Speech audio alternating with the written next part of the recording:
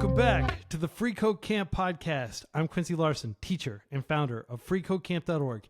Each week, we're bringing you insight from developers, founders, and ambitious people that are getting into tech. Today, we're talking with Leon Noel, who, I don't know if you've heard of 100 Devs, but it's amazing, and it's a huge source of inspiration for me personally. He is the founder of 100 Devs, and he is head of engineering at Resilient Coders. Leon, joining us from sunny Los Angeles. How's everything going with you? It's a little early. We'll see if the sun comes out. Things are going well. This is a surreal experience. Thank you so much for having me. And we'll get weird with it real quick. I always joke that like my wife knows how serious I am if your face is like the background of my like screens, or I've had a picture of you on my desk for a little while. So she knows if it's go time or not based off of like she's seeing you. So Wow. immense honor. It's a huge privilege. Like this is a dream come true for me. You're a huge hero of mine and have done so much to help so many folks. And you're who I want to be when I grow up. So I really appreciate it. Thanks for having me on. Yeah, well, I just want to say that it's like very kind. And I want to say that that goes both ways. Like, often when I'm feeling like a little bit low energy and I'm just like, I don't know if I can get a lot done today. Maybe I'll just, go and answer a bunch of emails and not do like some curriculum design or I'll go into like I'm like, what would Leon do? He would dive in head first. He would have so much energy overflowing and he would just go in there and get things done. And so, I do think about you a lot when I'm just feeling low energy because I've watched your streams and I've seen the amount of energy, both like literal energy, like bursting forth, and the positive energy that you bring to the community. So thank you for that. And I'll make a little meme of, Wolverine holding the picture frame and then There we go. Leon holding the picture of me. So I won't really do that, but like when you said that just felt hot to me in my mind because I love X-Men. So Leon, Did you see the new announcement? 97. No. What's happening? They're redoing the old school cartoon, Oh my goodness! like post Professor Like X, the original, yeah, it's 90s Saturday morning. All right, no more. Everybody, we stop the podcast. We go watch the trailer. It's really good. It looks really good. I will put a literally, link to the trailer in I the had show a little notes. bit of tears in my eyes when there's a specific catchphrase that is said, but yeah. Okay, I'm gonna link to that. Be sure to watch that immediately after you finish watching exactly. or listening to this podcast interview, because we've got a ton of advice that's practical and not just something that you can do to escape from your day-to-day experience, but to build up your day-to-day experience and accomplish your goals. So, Leon, before we dive into 100 Devs and Resilient Coders and all the work you've done, I like to always start these interviews with more autobiographical stuff, just so people can have context into like who you are, your lived experience, where you're coming from, and where you're heading, and things like that. So maybe you could take us back to where you grew up and like what your earliest ambitions were as a kid. Yeah, so I grew up in Philly, definitely 100% a product of Philly. I was always kind of a very kind of tinkering, wanting to build type of kid. I grew up with a huge household, a big family, all in one row home in South Philly, which was amazing. And I was blessed to have amazing libraries where I had access to computers and could tinker and build. And I was really blessed to even have a lot of even just computer science education early throughout my life. I had a QBasic class in middle school where I would get a sailboat to go from one side of the screen to the other. I thought I had magical powers, and so I was very lucky to have these skills so early.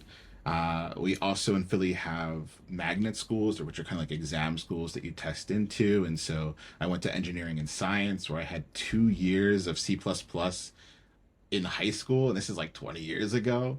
And so, yeah, I'm very lucky to have grown up in an environment that supported my passions and interest, even when I didn't have access to those technologies or knowledge, that there was a way for me to get access to it. So very, very thankful for that.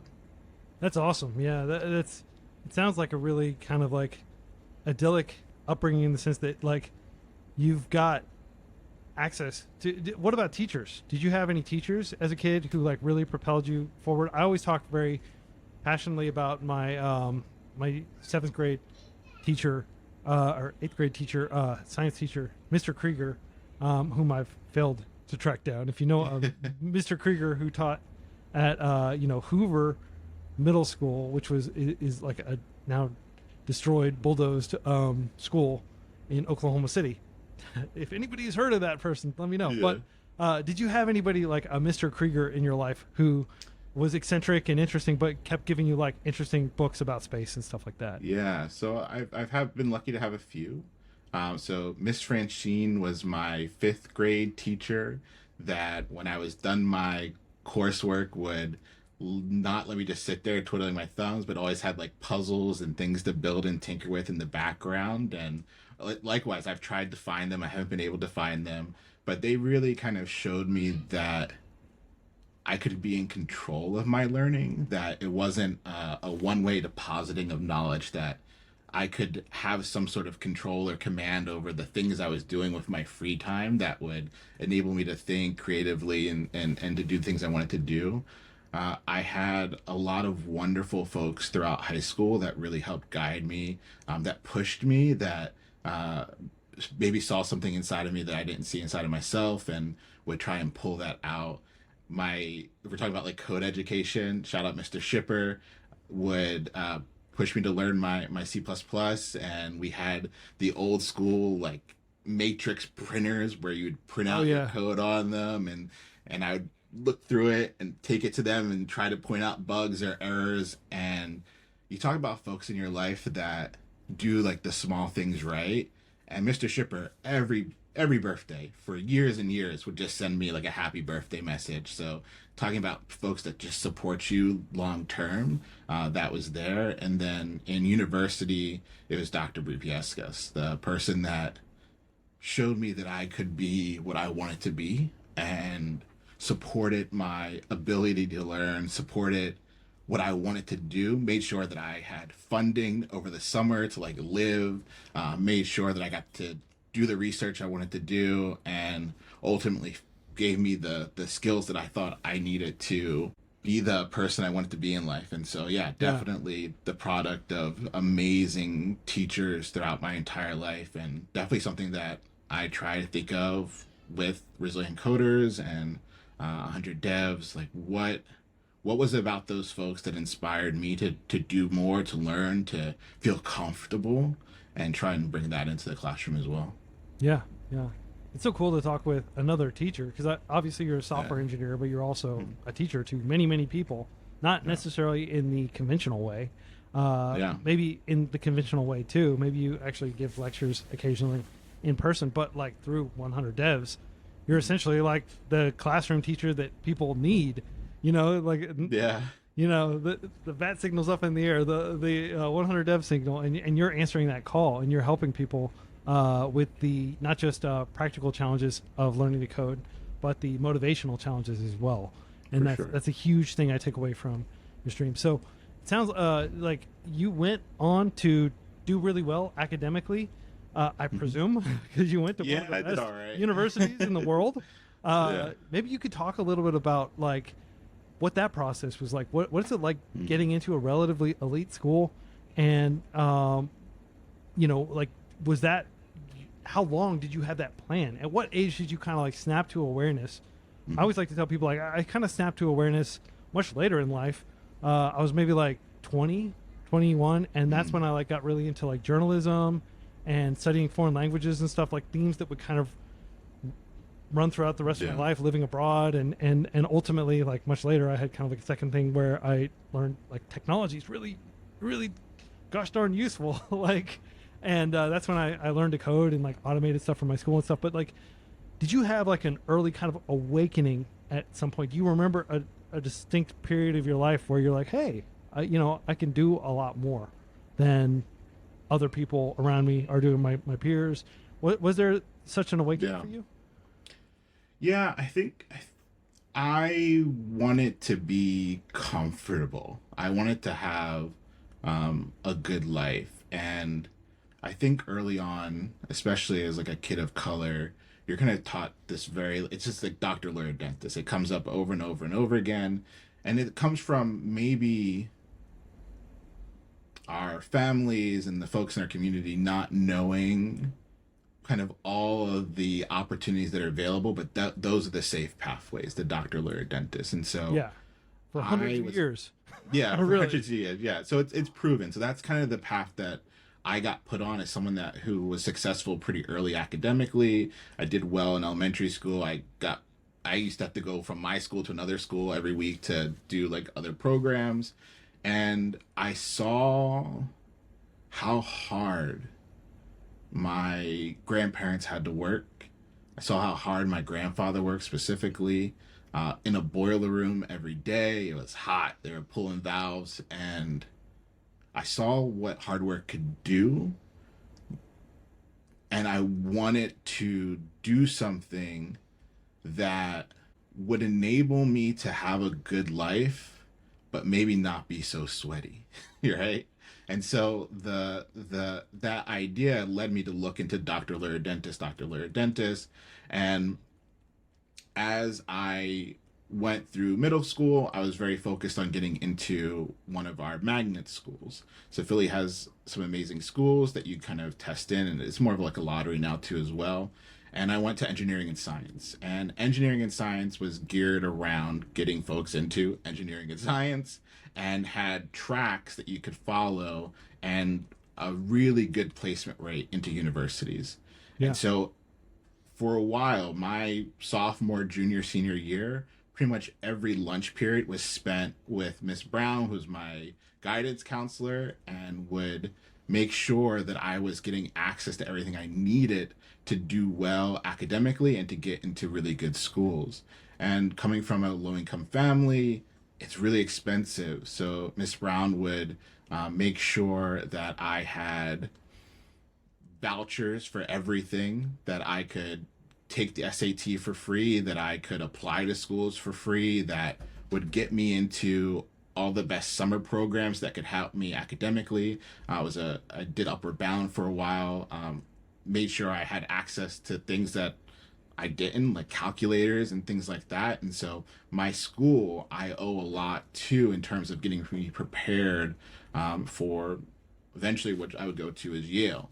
And so for me, I think I've just been really blessed to be the product of a school system that if I wanted it, if I wanted to work hard, if I wanted to put in the hours, and I played 3 sports, I did every club imaginable, but I had really amazing people that guided me through that process, and then was able to make it from ENS into Yale, and then went into hard sciences and was on this track to be a doctor, right? I doctor, lawyer, dentist. I chose doctor.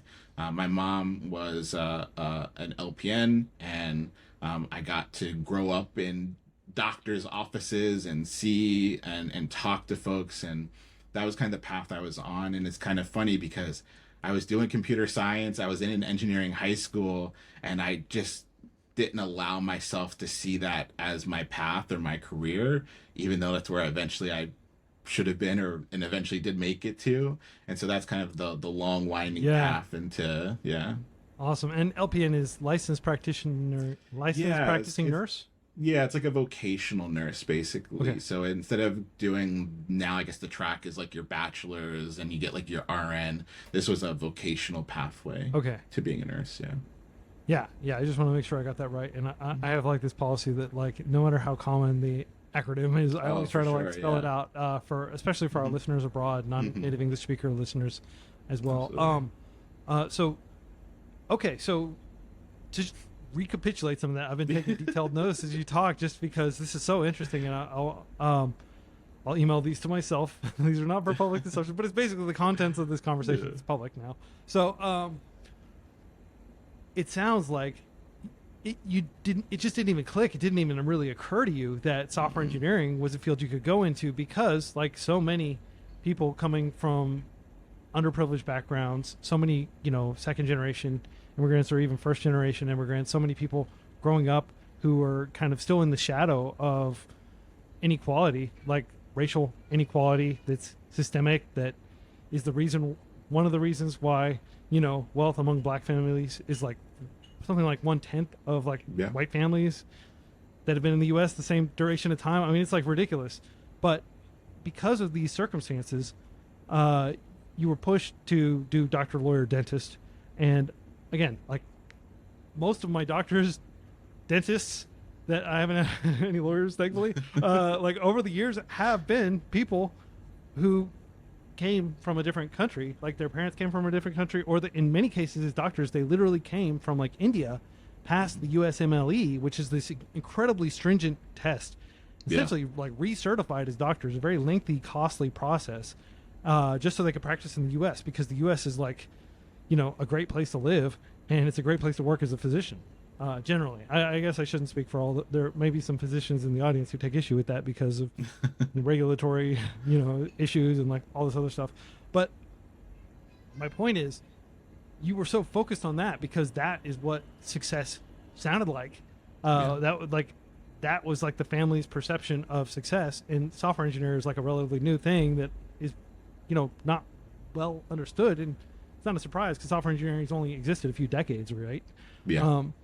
Maybe you could talk about like what that awakening to software engineering was like and how you went about, okay, I'm going to go much deeper on coding and learning about computer science and math, and like all these things that you need to be a successful software engineer. For sure. You may take issue with me saying like you need a whole lot of math, for example, or something like that. I don't think that's necessarily true for a lot of jobs, but I always tell people like there is no knowledge that is not power. Like you should definitely learn math if you have the time. It's probably not the highest priority if you just want to go get a job as a developer. Sorry, but my question for you, Leon, mathematics. All right, a complete introduction.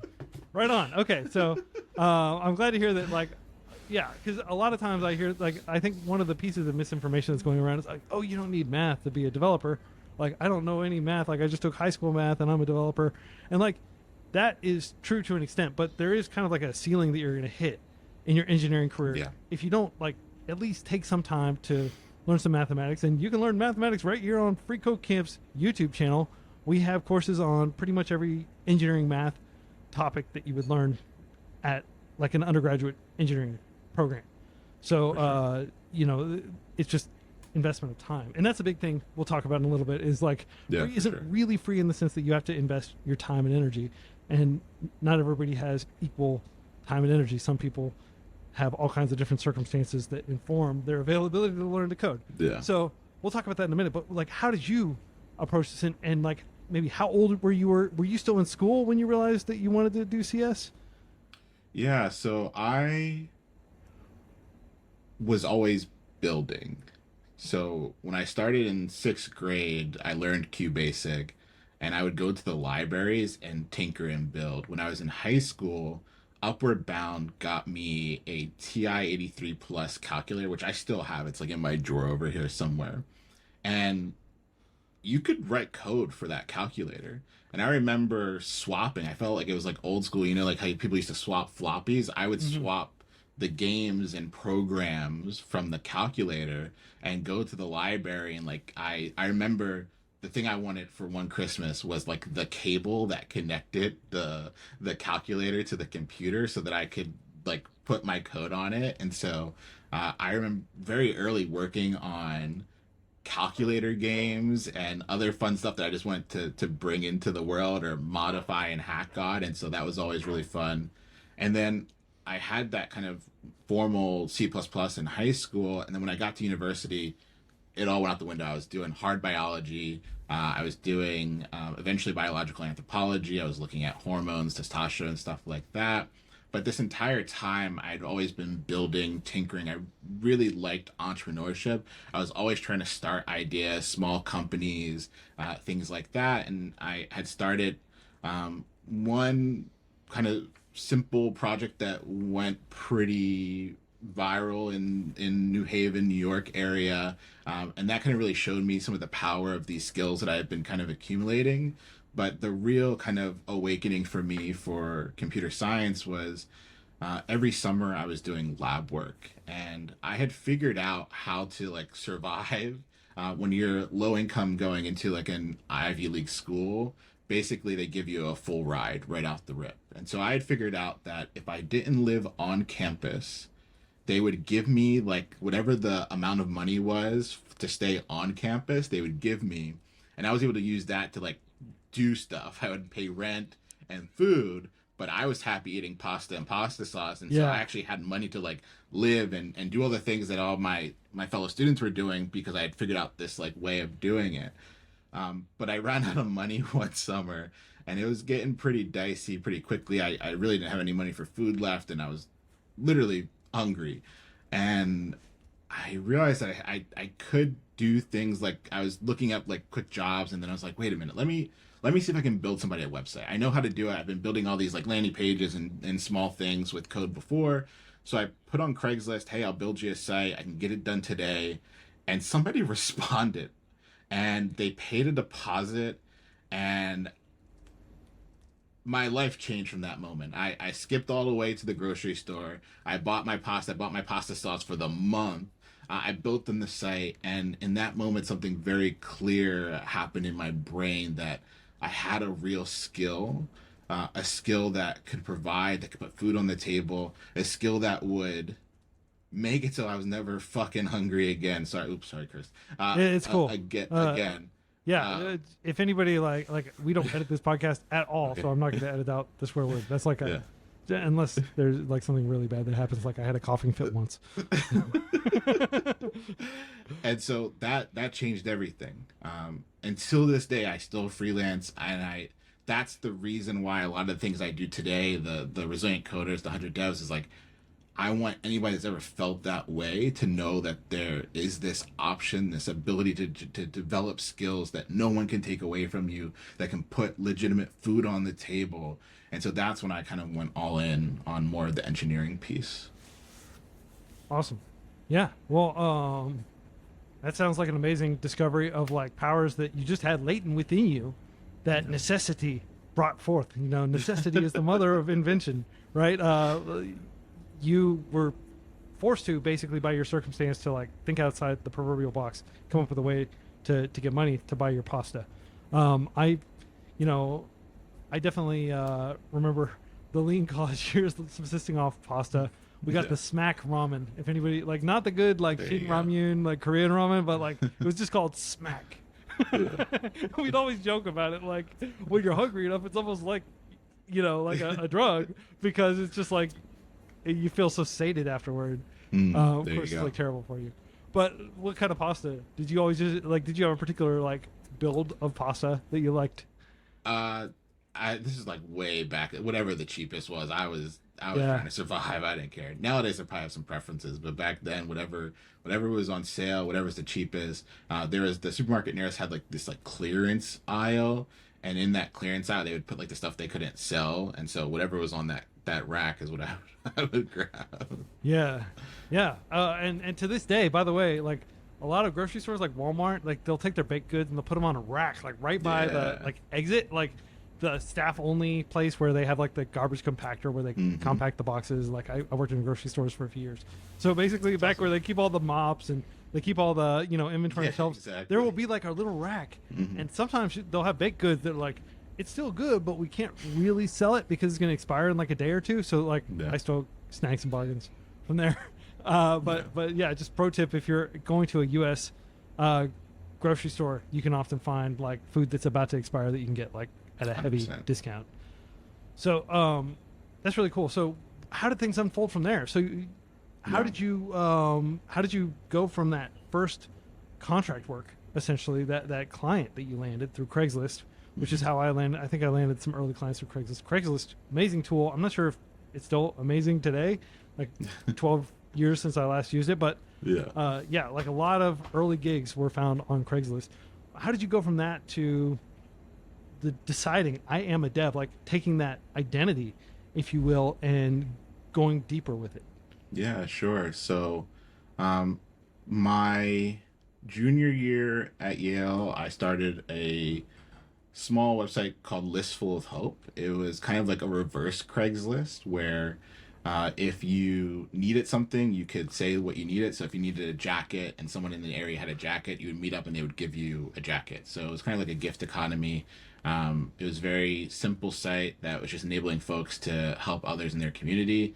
And it really kind of popped off in New Haven. And so there was the one winter where it was like really popular. I remember people getting Christmas presents, jackets, gloves, anything you needed. And I could really see that transition from something that was like just a raw skill to like me having to build an actual application and having real users, and I was hooked. Like I saw the power, I saw that it could help so many people, and I knew that these skills would be really advantageous to keep going. So my junior year, I kind of slowly stopped kind of really wanting to do coursework. Senior year, it became an even bigger problem, and I was trying to finish my thesis to graduate, and I had to get like 300 men to spit in a tube, tell me about their sexual history so I could correlate it to their testosterone levels.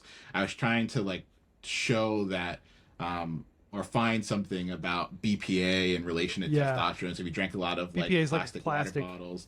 Yeah. And so I was trying to do that before it became really popular, like something that people would actually think about. BPA-free like, plastic, which we're looking out for exactly. the kids, like just in case BPA does have like deleterious effects. We don't want our kids to be drinking from And so BPA I was water having bottles. a really hard time running that experiment, and apparently people didn't want to spit in a tube and tell me about their sexual history for like a bottle of Gatorade and like a pack of gum or something. And so I wasn't able to recruit enough people for that experiment, and I decided to use my like coding skills to set up.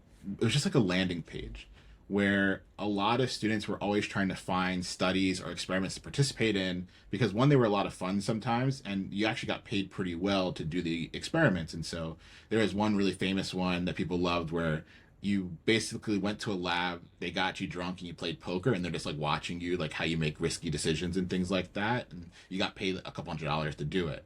And Wow. so I made a landing page that had all the studies from Yale, Harvard, Princeton that were like trying to get people to come. And I just slipped mine in there.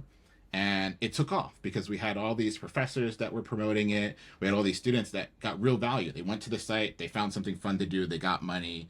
And I dropped out my senior year to turn that into a business. Yeah. Which became Social Sci, and we wound up building academic surveying tools. We had over 4,000 different universities that used our tools to power their academic research. And even though that company has been wrapped up for a long time now, we still have research that gets published based off of the data that they collected. I needed to know more. My engineers had these like magical powers, and I needed to like learn that skill for myself. And so I took my coding education more seriously. Eventually, I was building other products, other startups as well, and started teaching at General Assembly, helping others kind of acquire these skills too. So that was kind of the journey. And it's interesting. So, first of all, congratulations on building something that 4,000 universities use. Yeah. It's not easy to get universities to use your stuff. Like, there's like Hardest. this notorious like sales cycle, adoption cycle among universities. They're very like slow to adopt new tools. Sure. Yeah, I mean that's phenomenal to go from basically like mechanical Turk for being a human test subject to having like an actual project that is getting wide usage. Like that's really It's funny amazing. that you bring up Mechanical Turk. That was the reason why we were able to raise like VC funding, was because MTurk was becoming more popular. And what Social Sci solved was not just the survey creation, but the participants taking the surveys. And Yeah. so part of my pitch deck, and I'll never forget it, was I decided to get my mom a Christmas card, and I had people on MTurk like just like hold up the Merry Christmas sign. And what we had was this one person with 100 different, like not 100, but like a lot of different accounts that was just like changing their hat, putting on a different shirt, but it was like clearly the same person. And so at this point, Mechanical Turk hadn't solved the like identity online and like how do you stop like false participants, and that was kind of why we were able to be able to raise money, and why we were able to have so many universities trust and use our service, because we were solving that problem specifically. So was your mom like, who is this person and why are they so, passionate about like wishing me a happy birthday? It was cool. There was like 100 people from all over the world with like different backgrounds, different cities, different places, and they all were saying Merry Christmas. Merry Nowadays, Christmas, you could probably facilitate that, but back when we did it, it was pretty cool. Yeah, and Mechanical Turk, just for people that are unfamiliar with it, is like they call it artificial intelligence. Obviously nowadays, like a lot of things you would pay someone on Mechanical Turk to do, you just like farm out to like an LLM or something. But Yeah. it was like hey, I need you, like early on it was like, hey, I need you to solve a CAPTCHA for me, or hey, I need you to create a Facebook account and like this Facebook group or something like that. It was like basically getting around the restrictions that different like platforms might have in place. But in the good, like as designed use would be, for example, getting people to do precisely what Leon said. So it was, everybody would get like maybe just like a few pennies for doing a hit, I think, or a job or something. I can't remember what they were called. Yeah. But you would do those. Is that accurate? Like I haven't actually used it. Yeah, no, that's pretty close. It's this whole subfield called human computation, right? Human computation. There's some things that computers can't yet do that humans can still do, but figuring out how to do them at scale is really important. And so Mechanical Turk, you can take a task, break it down into a very small subtask, and have thousands and thousands of people do it. Need for human computation is like labeling data. Think of like AI training and things like that. Who were the people? Like there had to be real people that said that was a fired hose, or that was a car, or that was a bicycle. That's a chihuahua and not a muffin. Exactly. That's like a famous, like, chihuahuas look a lot like muffins to a computer. And so figuring out all of that was necessary for a lot of the advancements that we're seeing now. And there are still things that humans can do very quickly that machines just can't do yet. And so MTurk still has like a place. There are other companies that do similar things nowadays, of course, but that labeling and small tasks done at scale. And there are other cool things that you can do too. So where it's like, instead of giving it to just one person, you give it to 5. And if 4 out of the 5 do one thing, you know that you can probably trust that thing as opposed to the one person that did it. As opposed to the Minority Report. Yeah. the dissenting opinion. Yeah, that's a good kind of consensus mechanism. So, okay, cool. So you built this project. We could talk about that a lot more, but we have so much more to talk about. Yeah. Like, where do you go from there? You basically had a successful project, right? Yeah. Like everybody's dream, especially at this point. Sounds like you were pretty young. Like, like had you finished college at this point? Like, I dropped out and never finished. Oh wow! In my senior year at Yale, I had this idea for social sci. I dropped out. I did TechStars. TechStars, an accelerator. Popular. Accelerator. Like they give you some seed money, and then you're in like a program where they kind of coach you. Exactly. Is that accurate? They help you. Yeah, exactly. They help you lay the foundation for a company and all the skills you might need to know to do that effectively. TechStars really changed my life. It really gave me a lot of the skills that I was missing. Gave me my initial network outside of university, and the initial seed funding, and then helped me go on to raise more funds for social sci. And while I was running social sci, I started teaching at General Assembly. And so General Assembly is one of the first like really big coding boot camp programs, and I was doing their part-time courses for a very long time. I'm distinguished faculty with GA even till today, and I was having just hundreds if not thousands of people be successful, like learning these new skills, learning how to code, getting great jobs. And at one point it kind of just got overwhelming that I didn't notice anyone that looked like me taking advantage of this program. One, because it cost a lot of money. It also cost a lot of time. And so I started looking for orgs near me in Boston that I could help or support. And I came across Resilient Coders, which at that time, our founder, David Delmar, was really trying to work with court-involved youth and show them that, hey, like there are these things you could be doing, like coding or things like that, that might help you long-term in life. And so I started just going to, we had what are called community hours, where it was just myself, a few other mentors, and a bunch of young folks that were typically court involved or a returning citizen, and just trying to like give them these skills. And then um, we had the idea of starting a boot camp, and our founder Dave Delmar said, "Hey, like you've been running these other boot camp programs, could you do it for RC?" Said yes, and then for the past 6 years, we've built a program that can help folks traditionally of color that have particularly not completed a degree go from zero to employable as a software engineer. And we've been pretty successful at it. We've helped hundreds of folks get jobs, and with starting salaries around $92,000. And for us, that's huge because for each person we can get from those communities, we're talking about millions and millions of dollars back into those communities over the lifespan of their career. So started doing resilient coders that eventually led me to 100 devs, and that's kind of the pathway forward. I want to dive a little more into, because we're going to talk a lot about 100 devs, but like resilient coders, you said court involved youth. I'm not familiar with the term, but like, you know, I have lots of friends who are like convicted felons, and I'm not sure if that is essentially like people who early on in life get into trouble, maybe because they actually did something wrong, or maybe they were profiled, and like the very unequal justice system in the United States didn't do its job very well, and you know, gave them a much harsher penalty than a kid should probably have in many cases.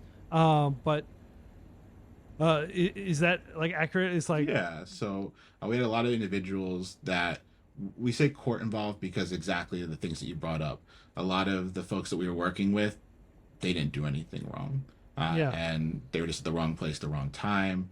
We did have folks that had gone down a different path in life to do the things they needed to do, provide for themselves and their families. And so we wanted to give them a clearer path forward to do the thing with their loved ones. And so we were trying to get them skills, just skills that they could put into practice to get to a point to where they had a strong, stable, high growth career. And that's kind of the birth of RC. And our dirty little secret that I guess some folks know is that the first dollars we ever took in were from the Boston Police Department, because they saw our program as, hey, we're going to spend all this money on incarceration, rehabilitation. Why not get ahead of it? And they gave us some funding to help run our first boot camp. Yeah, that's awesome. Well, it sounds like it was money well spent, given the impact you all have had over the past 6 years, I think you said. So you got resilient coders going. You're teaching there, and it sounds like you're having a big impact. But was there a moment where you're like, I can have an even bigger impact by leveraging the power of the internet? Like, what was the process that? And maybe I can back up a second and just say, what is 100 Devs? Yeah, sure. So 100 Devs is a collection of engineers that help build a completely free live software engineering training program for anyone, anywhere. That was kind of our genesis. Now we're also building, and we're going to be piloting this year, a full service digital agency where real clients come to us to build products and get to tap into our amazing alumni that have gone on to work at some of the best tech companies in the world. We're talking Amazon, LinkedIn, Slack, you name it. We have an alumni there. They come back to work on these projects. Each project's getting broken down into individual tasks. And then as you're learning, you're also building real code for real companies and getting paid actual money to do it. We mentioned early on that free isn't always free because it requires you to have an extreme privilege of time to work through all this material, to give up your nights and weekends. And we want to do something that helps soften the blow for folks that are going through our program. So our program is entirely free. Every resource I have ever given out is always free. I don't work with anybody that doesn't have a free version or something that we can have access to. But we did a poll not too long ago that said, hey, we realize a lot of you can't commit the time or the take the time away from putting food on the table. What would it take for you to be able to focus? And it was $200 a week was the average. We can make that happen. We can figure out a way to get folks those funds so that they can focus and get through a program like 100 Devs. And yeah, so now we're a global community. Our Discord is 60,000 plus strong. We have alumni all around the world, and we're just trying to figure out a way for folks to be able to unlock a stable, high growth career, put food on the table, support themselves and their family and their loved ones. And luckily, we found a lot of folks that believe in that idea and mission too, and we've built a wonderful community around it. Yeah. And so the mechanics of the community, like, first of all, it goes without saying that I'm in awe of what you all are accomplishing with 100 Devs. And I've had so many positive interactions with people who are both using like the FreeCodeCamp curriculum and in the 100 Devs, I guess you call it like a cohort or an intake, or like basically a bunch of people working together through a set kind of like week to week program. And FreeCodeCamp, we have experimented with like cohorted programs and like, let's see if we can get all these people. But what we found is like it's a lot of work to organize, which I'm sure you're very aware of. And like FreeCodeCamp's philosophy is like, let's just build the resources at scale, put them out there. Yes, lots of kids who are the son or daughter of like software engineers in Palo Alto are going to use FreeCodeCamp, and they're going to use it for free. And they, probably could have paid a bunch of money to have a computer science student like tutor them or something, right? But also a whole lot of kids who are in like a village in rural India or in like kind of like a failed state, which a lot of people have smartphones and can get on the internet, even in places like Somalia, right? North Korea, right? People in North Korea use FreeCodeCamp sometimes. That's wild. And essentially they can learn, even though it would be normally prohibitively expensive for them to buy, a $20 course on like a course website, for example. And so like our philosophy is like, we need to make sure that there is a baseline that everybody has access to comprehensive math, programming, computer science, and English education. So that everybody, regardless of their circumstances, if they have time, which not everybody does, but if they have time or they can figure out techniques to like make time to learn even a little each day, then they can make steady forward progress toward the eventual goal of working as a software engineer, right? So that is kind of like our philosophy is like, let's just make tons of really high quality free stuff that's essentially subsidized by the community, like the people who are able to give, the alumni. Sometimes like we got a gift for $250,000 the other day from CompTIA. Yeah, I saw. The That's CEO amazing. of CompTIA is a fan of FreeCodeCamp and uses FreeCodeCamp to expand his JavaScript knowledge. Super chill dude. Daryl Silver, founder of Thinkful, kicked in $150,000. And then, of course, we're getting grants from like, Linux Foundation and MongoDB and Google and a lot of other organizations. But a vast majority of our support comes directly from the community, from people who donate. So freeCodeCamp.org/donate. All right. But my point I do it every is, month. oh, yeah. And thank you. There Thank we you go. for supporting our charity. Leon, I didn't even realize. I apologize. But maybe you're getting my periodic donor email. Like I said, a donor email. Yeah. So, my point in all this little tangent is to say that like FreeCodeCamp, like we don't have the bandwidth to do things that don't scale. And you are doing things that don't scale at all, really. Like maybe you figured out some techniques to get like cohorts to scale and get like, because I mean, you mentioned your Discord has 60,000 people in it. Yeah. But like actually getting on stream and like teaching for like a marathon, 3-5 hours, like however long you go, it's really inspiring. Definitely catch some of the live streams if you can, or I watch everything at double speed, so I watch like the video on demand and stuff like that. But like I guess you saw from coming from the like intensive program where you're teaching folks, like you saw the merit of quality, not just quantity, or like I guess like content, like I'm not like doing things that don't scale. Really, and helping people individually doesn't really scale, but that's not necessarily the idea. The idea is to give a whole lot of attention to a smaller number of people, and to really make sure that those people can ramp up to an impressive. He said like what was the figure you said was like the median income of people who graduated? 92,000. For Brazilian coders. That's a lot more than I made at my first developer job. Given if this is in Boston, like the cost of living might be higher, but I mean that's a lot of freaking money for people that like I imagine some of these people don't have university degrees. I didn't even know that you hadn't completed your degree. Although dropping out of Yale is probably very different from dropping out of like, I'd rather have the Central story. State University, right? Yeah. But sorry, I've been talking for like the last 3 minutes. I'm just very excited about how you approach this, and I want to make sure our audience appreciates the, I guess, counterintuitiveness of what you've done, and how you've been able to, like, people weren't doing this because it was perhaps counterintuitive to do so, and it was like probably very daunting. Bad idea. Don't. Yeah.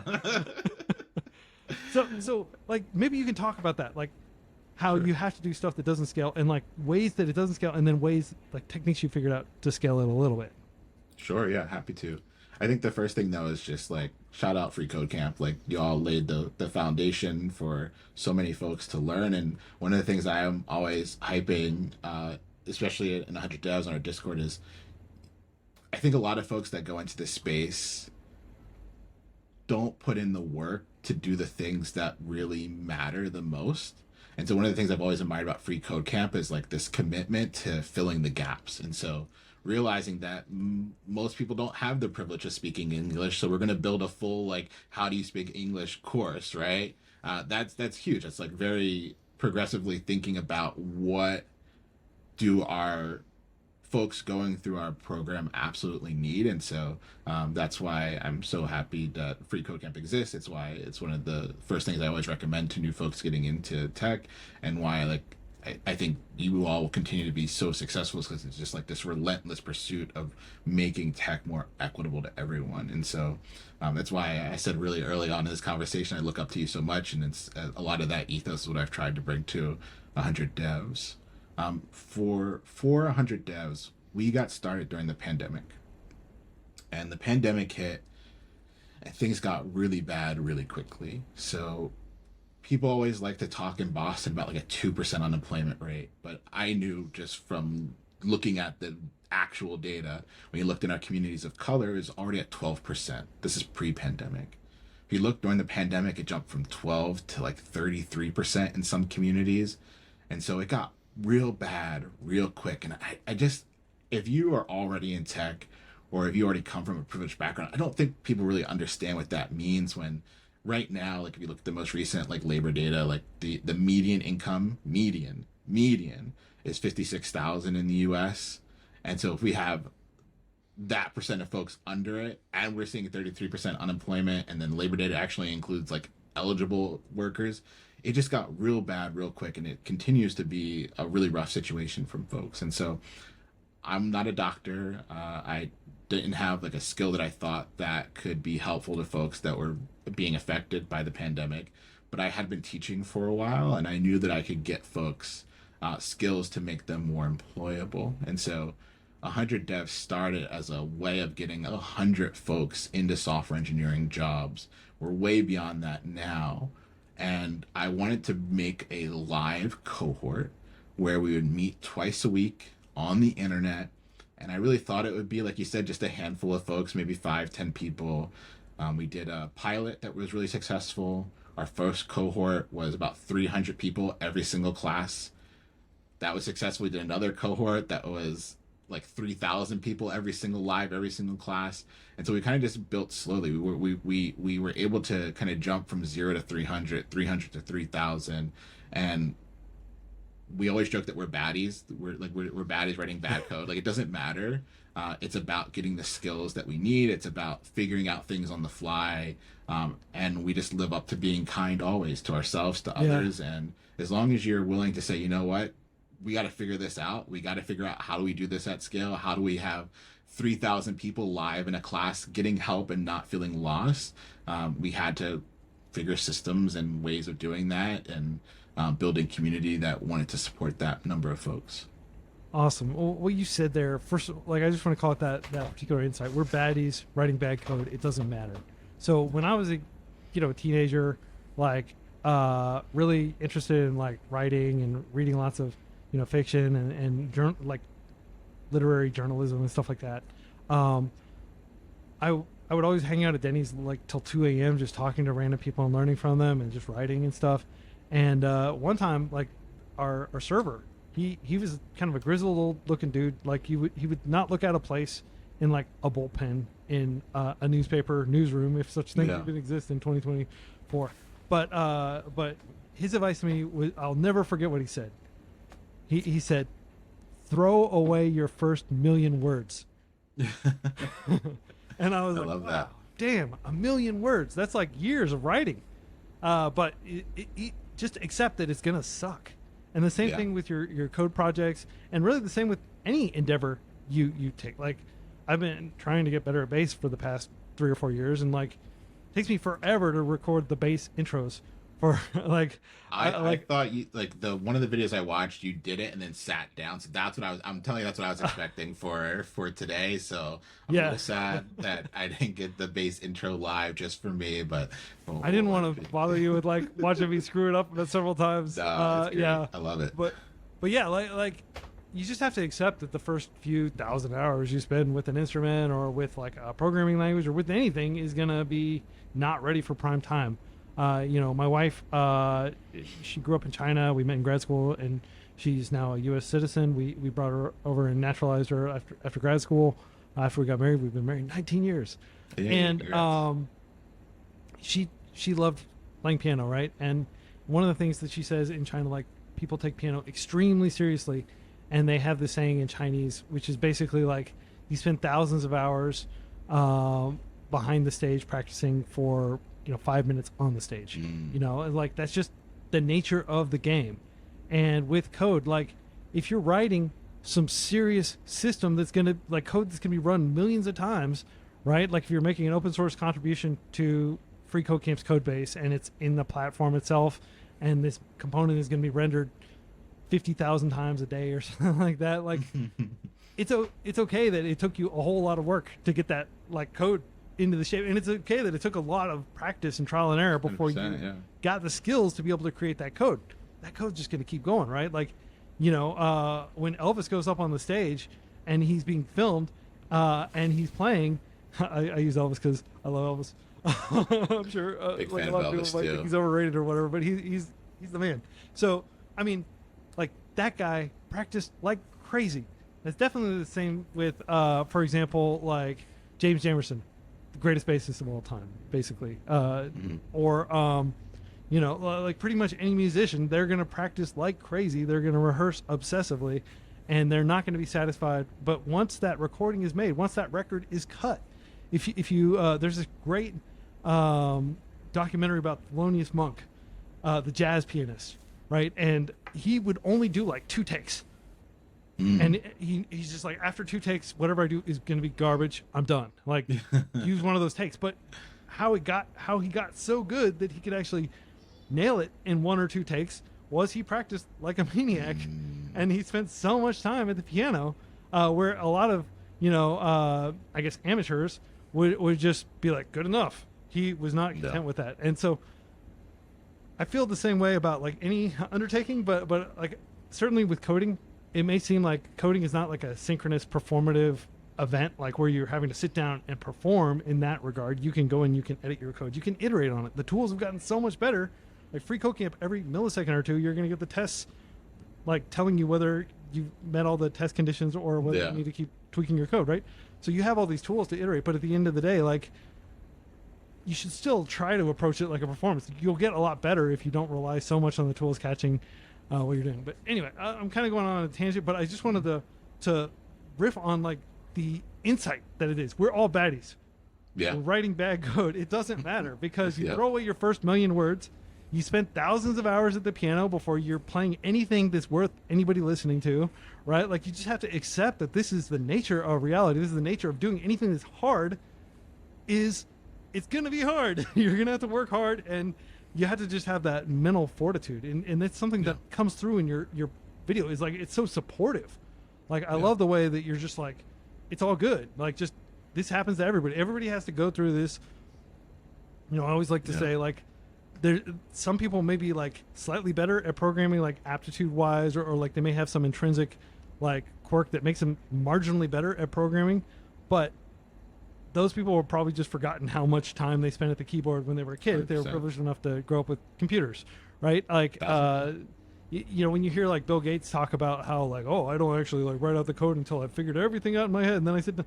That's nonsense. Bill Gates did not just sit down and like write basic from memory because he'd like been moving everything around his head. People can't do that. I don't believe that. Maybe there are some people that have like some extreme form of like extreme brains. They could do something like that, but I don't believe that Bill Gates could do that sort of stuff. I think he's just talking up the mythos. You know, he's trying to build up hype for himself, and like it's this old kind of like old school elitism that a lot of the early devs, the old guard, have, and sure. just don't buy that hype is all I want to say. And I want to thank you for like dispelling a lot of that, whether you're intentionally dispelling it or not. Just telling people like coding is hard, right? Like not sugarcoating it. We call it the trough of sorrow, which actually comes from like startup world. Is one of the things. There's this very classic graph of like this like really big hill that you go up when you're really excited about something. Like, I'm going to learn the code. You buy 1,000 Udemy courses because buying stuff feels good, even though you're not going to do them. And you're at the very top, and then you start like day one of any actual coding program, and then you just plummet once you realize how long it's going to take, and then you spend all that time going through the trough of sorrow. And then the most like sick thing about this is that, I shouldn't say that, but the most twisted thing about this is at the very end there's an even further dip that you have to go through, where and then you get into what they call the wiggles of false hope. So even after you've gone through, you've learned everything you needed to learn, you start actually interviewing to get the job, and you're just getting rejected. And so there's just this huge curve, long trough of sorrow that for a lot of folks takes years to get through. Then once you get to the end where you're like trying to actually get something out of it, it gets even worse, and then slowly gets better. So I think the big thing for what we do, like you mentioned at 100 Devs, is just helping folks manage that frustration. We kind of have like 3 key things that we just say every class almost. Manage your frustration, be consistent, and take care of yourself. When you look at how adults learn, the reason why adults kind of probably don't learn as well as they think they could is because they don't manage that frustration piece. When they looked at language fluency and like language acquisition, they thought that we probably lost the ability to be fluent in our teenage years, but they found that that probably isn't true. It's just once you get out of those years, your time is entirely your own. And so would you rather do this thing that sucks for 2 years, or would you actually sit down and do it? And so if folks that can manage that frustration to actually get through the things they want to do, and so that's a big part. And it's also why we're live. When you look at other programs, I love Dr. Malin out of Harvard, CS50. Huge I love that CS50 is now on FreeCodeCamp. I've read every single article they've ever put out. And one of the ones that are really interesting is they actually published all of their data for CS50 in the beginning, which was really cool to read through. And you notice that they had like 150,000 people that signed up for like the first run of the course. They said like 100,000 people that engaged, but only like 1% completed it, right? And so that was something that really kind of stuck in my brain, because when you looked at the like in-person program, like the live in-person program, it was like 99% completion.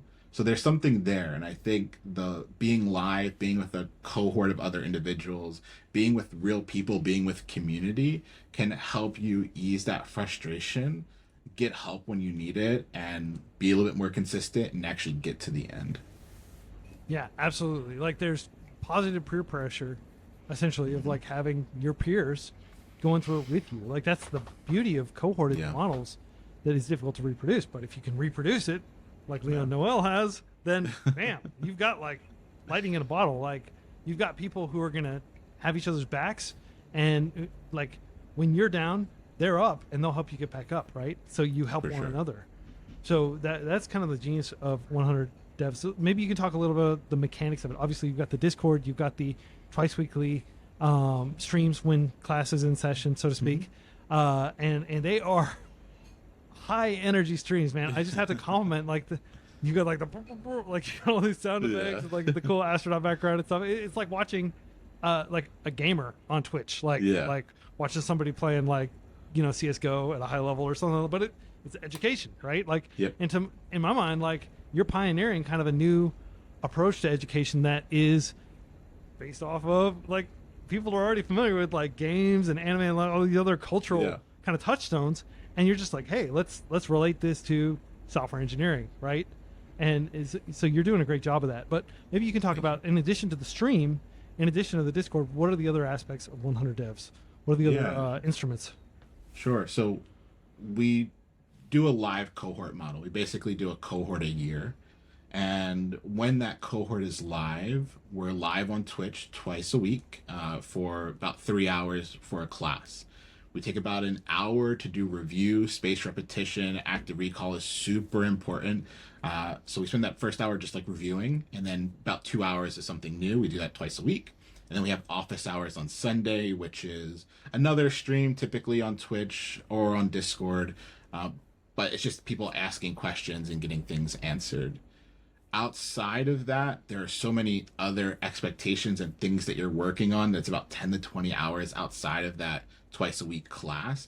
Networking, all the things that are going to actually move the needle for you to get a job. Our joke is that we're not really a coding program, we're a getting a job program. And so all the things we get to be doing to get a job have to be happening when we're not live.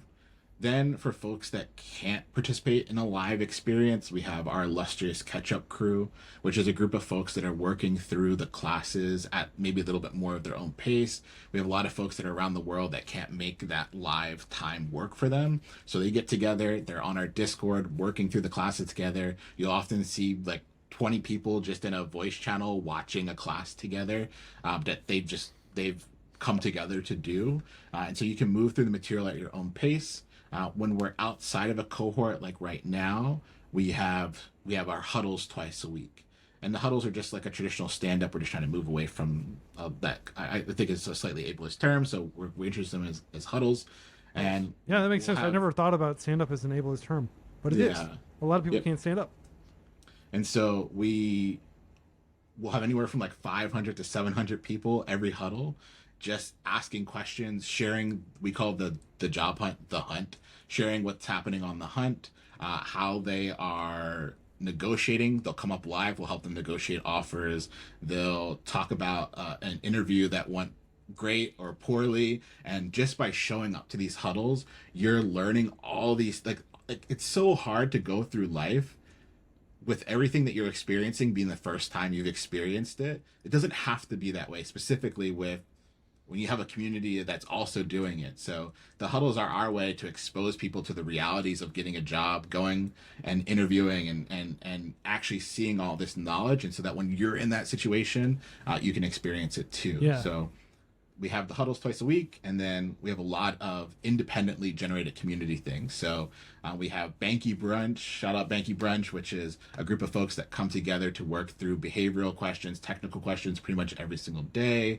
We have groups that are working on projects. Our voice channels are always going, and none of this works without community and a wonderful group of mods. I'd be remiss to not say Miriam, Diviker, Mayan Wolf, Claire, these folks that like Blah that make like all this work and for free and volunteering so much of their life to like make this happen. Amazing. Yeah, like freeCodeCamp, similarly, to draw parallels to our organization, very community driven. Like we have tons of mods on the forum, on Discord. We have open source contributors that are just dropping in and like fixing little bugs, making sure that like our copy is as readable as possible to non-native English speakers, making sure that like it's a lot of contributor driven activity, and it sounds like you've figured out a way to encourage a lot of people in your community, empower them with like you can delegate some degree of I guess authority to them so that they can go out and they can just experiment and build out different things. One of the things that you said that I thought was really interesting, I do want to talk about, let's just talk about space repetition and active recall, I believe are the terms. Sure. Yeah. Barbara Oakley teaches the How to Learn course, the most popular MOOC, massive open online course ever, other than maybe like CS50, which we were talking about earlier. Learning how to learn, it's not just obvious how to learn. There are tactics, 100%. right? There are phenomena that are ingrained in the human brain from evolution, from like the savannas of Africa, basically, that we carry with us today, that we can use if we know how to use them. And one of them you mentioned is space repetition. What is space repetition? Yeah, sure. So, I guess kind of to set the stage real quick is that a lot of folks that attempt to learn how to code are not successful. We know the drop-offs, we know that that's just a reality. And a lot of time those people feel like that it is them, that it's they do not have the ability to learn how to code. They do not have there's something about them that would stop them from being successful as a software engineer. And as someone that's worked with thousands of people, like literally in the classroom, my finger is on their keyboard. I just know fundamentally in my heart of hearts, like outside of a a cognitive impairment, that's just not true. And the thing that I found is it's just that most people don't know how to learn. And it's almost criminal that our school system doesn't actually teach us how to learn, that every textbook doesn't have some very fundamental things at the beginning that help you remember and learn this material. So the difficult thing about software engineering is that it's a cumulative career. The things you learn this week you might need 2 years from now. And so there are two like really fundamental learning techniques that Dr. Barbara Oakley does walk through that I really, it's my favorite, one of my favorite courses of all time, that brings up where as humans, we forget stuff very quickly. So if I gave you a 3-letter code, this is called the Ebbinghaus curve. It was a study of one. It's somewhat been replicated since then. But basically, this person just tracked a new 3-letter word, a 3-letter code every day. And they found within the first like 30 minutes, there was a 20% chance they'd just forgotten it. The first 30 minutes. So imagine trying to learn this really complicated coding stuff. And within the first 3 minutes, you're going to forget it. Then if you look at that forgetting curve by the end of the month, there's an 80% chance that you have forgotten that very simple thing. And so for a lot of folks that are going into coding education, they just don't realize that the forgetting curve is very steep. They'll learn something, a month later they've completely forgotten it and they have to start back over, and that's super frustrating. So spaced repetition is using a tool that makes the material come back to you when you need it most. And so a typical tool for this is Anki or Anki, however you want to call it. That's like Anki, it means to commit to memory in Japanese. Yeah. Akisuru. Exactly. And so it is a flashcard tool that has an algorithm behind it so that surfaces the information when you need to see it. So if you're doing good study habits, which is a huge portion of what we teach at 100 Devs, it's just like how to study, you're using this tool so that the things you learned about HTML, you're not forgetting when we're talking about like MongoDB, right? And so that spaced repetition is going to help you remember stuff for the long haul, which is really important for a cumulative career. But then the other thing that's even more important in my opinion than spaced repetition is something called active recall. Coding can be done through like video tutorials, it can be done through text, but it's a lot of information to process, and most people just go through it. That's not active learning. They feel maybe some sort of productivity from having watched a tutorial or having read a blog post, but they didn't actually engage with that material or learn. And a lot of times, like for me, I teleport through information. Like if I'm reading a book, I'll get through 3 paragraphs and I'm like, what the heck just happened? I feel like I've just teleported through that material. Through. I haven't heard that expression, but that's a good way to describe the phenomenon. Especially, people who have like ADHD and stuff, they may just be like halfway through a book, maybe. 100%. I don't know, like your mind wanders, and if you're not constantly kind of trying to engage with it, you won't necessarily retain it. Active recall is the way that helps me as someone that does have ADHD like do this. And so active recall is just recalling the things that you just learned or just read or just watched. And for folks that do have attention issues, I recommend doing that after each paragraph. I recommend doing it after each chapter end. And you're just literally talking to yourself. What did I just read? What did I just learn? And you're saying it out loud. The research behind it is really shocking, like staggering differences. You can learn something once, actively recall it once, and do better than somebody that reread it 4 times. Yeah. Like you can do a quarter of the effort and have better results just with this one technique. And the fact that that's not like stamped in every single textbook ever made is absurd. Yeah, I mean, like we could talk all day about like the shortcomings of the U.S. Education system, like both K through 12 and higher ed. And For sure. to be completely clear, there are a lot of very smart people who are working very hard to address a lot of these deficiencies. But the fact that we're having to explain what active recall and spaced repetition are, when they're like time-tested phenomena Yeah. that you can leverage. So just a quick note about active recall. This is one of the reasons why FreeCodeCamp's entire curriculum is interactive. It's Yeah. because you have to grapple with things. Otherwise, it could have just blown right past you, right? Like Yep. everything needs some sort of evaluation criteria, some sort of comprehension check. And if you're doing something that doesn't have comprehension check, if there's not some right or wrong answer, taking a moment to summarize what you just learned or relate it to something else you've learned, thinking about it, just grappling with it, that can absolutely help cement those, synapses, right? Like, what's the thing that connects the synapse? Axion, not Yep. axions, dendrites. I can't remember. Sorry, you probably know. But yeah, like, and it's something anybody can do. Like when I'm reading a news article or something like that, right? That's not interactive. Now with GPT or something, I could throw it in GPT and say like, hey, come up with like a multiple choice question based off this article, and I'll do that sometimes. And not just for like active recall, but spaced repetition. Like write a bunch of notes and then review them a few days later, or use a tool like Anki that can systematically do that, where you can like load a bunch of flashcards. A lot of learning platforms have spaced repetition just built into them. If you go through the FreeCodeCamp curriculum, it's designed in such a way that we're going to reintroduce concepts over and over, and you're going to be like, oh yeah, I kind of remember this from like a few hours ago, it's like, or a few days ago, like, but we're intentionally trying to, incorporate that. And one of the things I think, talking about the FreeCodeCamp curriculum, let's talk about 100 devs and like what you all are. And is it 100 devs or 100 devs? I can say either 100 devs. 100 devs. I couldn't remember. Like, I say 100 devs. 100 devs is shorter. Yeah. Yeah. It sounds more like easy to say. So with 100 devs, like what is the coursework that you're going through? Like, are you using MOOCs? Are you using open textbooks? Are you creating a lot of the stuff yourself? How are you doing that? So I think there's like two important things. One, I really don't believe the content matters. It's all the other, like we're a jobs program, and I think one of the biggest mistakes people make is like an overinvestment in the idea that the thing like that the learning aspect and not all the other things that move the needle. So we're very much two kind of tracks. Like we have all this other stuff we're doing outside of the learning, and then the learning as well. So the learning is very simple. We do full stack JavaScript, and I do a lot of like custom, like I make all the lectures basically with the slides and all the funny stuff that you mentioned on Twitch, and we move through that material together. But a lot of it is supplementing with other things that I think are just the best free courses out there. So in the beginning, our students will use some free CodeCamp. As they get a little bit further along, they'll use some things maybe from Full Stack Open that are trying to supplement the things that we're doing in the classroom.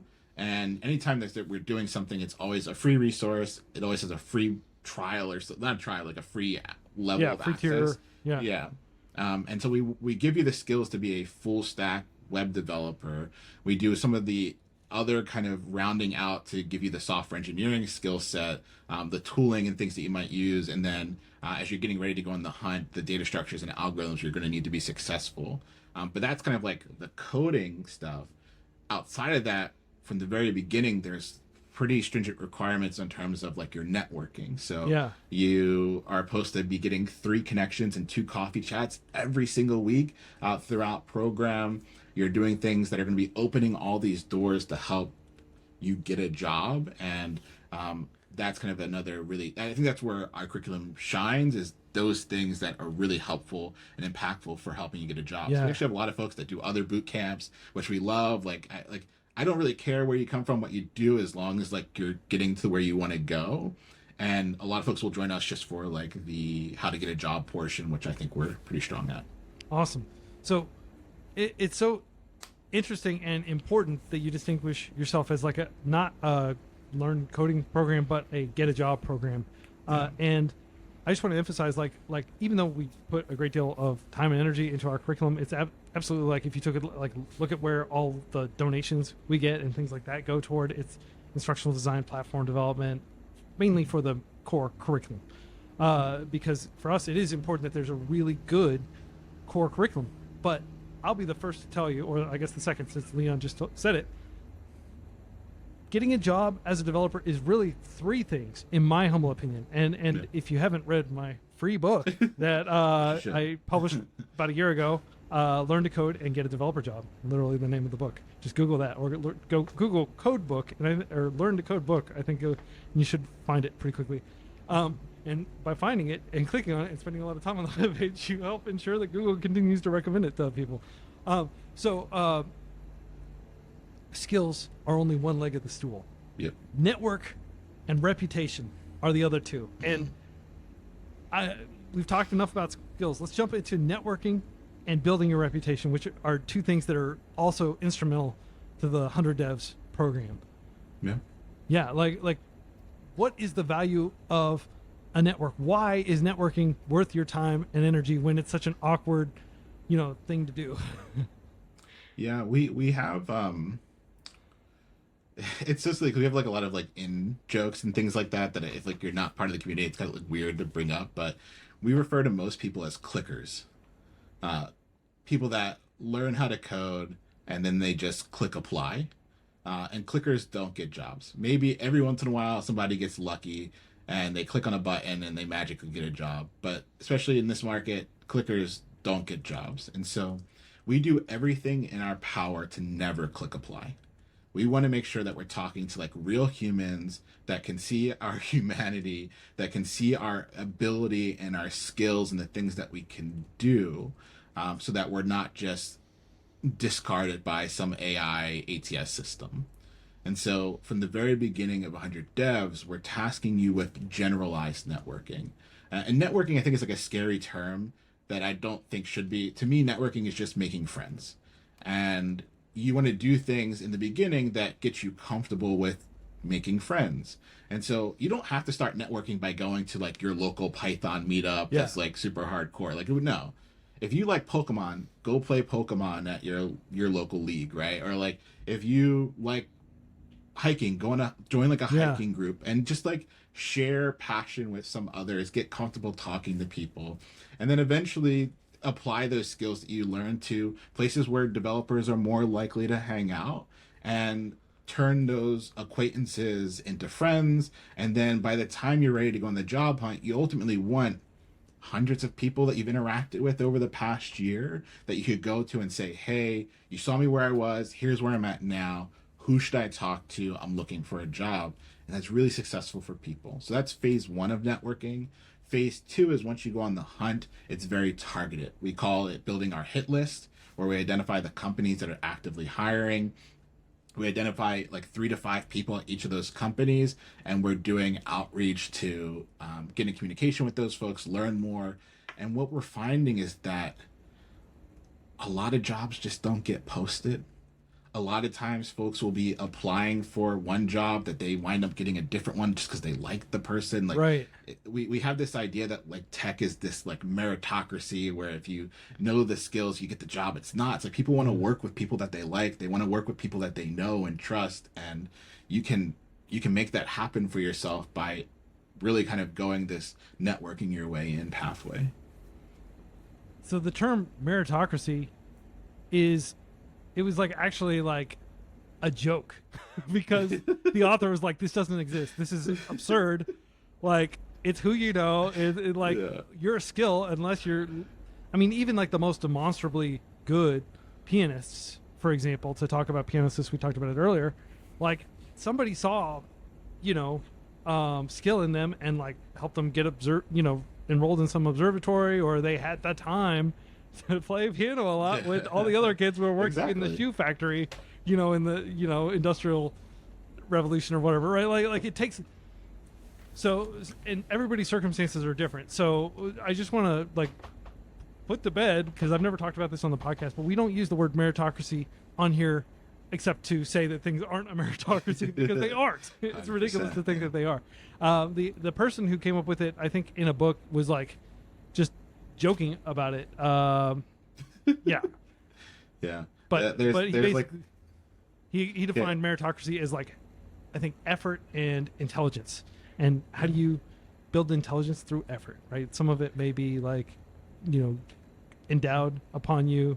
But for most part, we all work really hard. I study, foreign languages like an hour a day. I play bass an hour a day, and like I still suck at those things, but sucking at something is the first step to being good at something, right? Yeah. So I also wanted to describe or like define like an acronym. ATS is applicant tracking system. System, yeah. Yeah, when you apply through like a web form, you're like applying into some algorithm that's going to be like, okay, we didn't ask if they have a college degree because it's hip to say that we don't look for people who have college degrees. But in reality, our system is going to just filter you out because you don't have a Yeah. college degree. We didn't put it on the thing, but you know, I think I heard some study that like it was a recent study, like 700 job postings that didn't say they required a degree. Like 0 people got those jobs for software Yeah. engineering for those roles, even though they didn't say because if you don't have a degree, the ATS just simply filters you out. No human ever even reviews it, right? But like the way I got my first job as a developer was through Meetup.com, going to like local Ruby developer meetup, and I got a job as a Rails developer. And the interview was very similar. Maybe you can describe the typical interview the 100 devs folks go through, because it's not like a leak code whiteboard, maybe for some of them, but a lot of it is like, hey, I've already seen your projects. I know you can code. Yeah. Are you a It's good about- fit for our organization, right? It's about 50-50. Yeah. We're talking across hundreds of people that have gotten jobs that I've like literally seen, right? And people have come and talked about them during our huddles. So we have a celebrations channel on our Discord where you can like go through and see hundreds of people, their stories, how they got the jobs, what the interviews were like. And so that's really powerful to know that.